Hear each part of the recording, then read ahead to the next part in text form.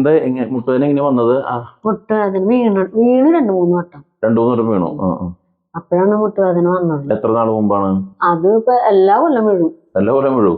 മഴക്കാലത്ത് എന്തായാലും വീഴും. ശരി. പെട്ടെന്ന് സ്ലിപ്പാവും വീഴും. അപ്പൊ തന്നെ പിന്നെ ഭയങ്കര വേദന വരും.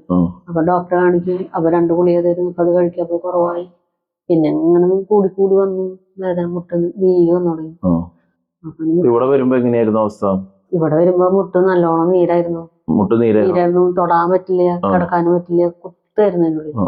നടക്കാൻ പറ്റുമായിരുന്നു? നടക്കാൻ പറ്റില്ലായിരുന്നു. ഭയങ്കര ബുദ്ധിമുട്ടായിരുന്നു സ്റ്റെപ്പൊക്കെ കയറാൻ. ഇവിടെ വന്നതിന്റെ ശേഷം ആദ്യത്തെ ദിവസം എനിക്ക് പറഞ്ഞു. പിന്നെ 2-3 വട്ടം ചെയ്തോണ്ട് കൂടിയിട്ട് പൂർണ്ണമായിട്ട് ഒരു 3 ദിവസം ആകുമ്പോഴേക്കും നടക്കാം, പഴയ പോലെ നടക്കാം. പിന്നെ കഴുത്ത് ഷോൾഡർ പെയിൻ ഉണ്ടായിരുന്നു. അത് മാറി. പിന്നെ വയറിന്റെ പ്രശ്നം ഉണ്ടായിരുന്നു അല്ലെ? വയറിന് എന്തായിരുന്നു പ്രശ്നം? വയറിന് ഭക്ഷണം കഴിച്ചാൽ ഭയങ്കര വേദന. ഭക്ഷണം കഴിച്ചാൽ വയറ് വേദന.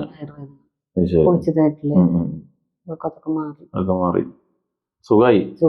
ഈ മുട്ടുവേദനയ്ക്ക് ഡോക്ടർമാരെ വേറെ കണ്ടിരുന്നോ? പിന്നെ ഡോക്ടർമാരെ കണ്ടു. ആണല്ലേ? കോർത്തോനെ കണ്ട്.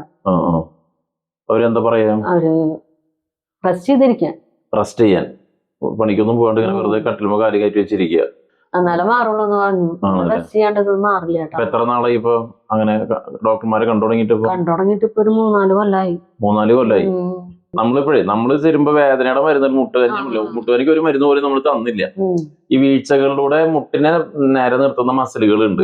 3-4 മസിൽ, കാലിന്റെ ഫ്രണ്ടിൽ കുറെ മസിലുണ്ട്, പുറകിൽ മസിലുണ്ട്. ഈ മസിലൊക്കെ ഓരോ വീഴ്ച കഴിയുമ്പോൾ അതിന്റെ സ്ഥാനം ഇങ്ങനെ തെറ്റി പോകും. അപ്പൊ തെറ്റി നിൽക്കുമ്പോ മുട്ടിലേക്ക് ഭയങ്കര പ്രഷറാണ്, വലിച്ചില് വരും. അപ്പൊ അവിടെ നീര് വരും. ഇതാണ് ഉണ്ടാവണം. അപ്പൊ നമ്മൾ കണ്ടപ്പോ നമുക്ക് സ്ഥിരം അറിയാവുന്നതുകൊണ്ട് തന്നെ ആ മുട്ടിന്റെ ഓരോ മസിൽസിനെയും നമ്മൾ കറക്റ്റ് അനാട്ടമിക്കൽ പൊസിഷൻ എന്ന് പറയും.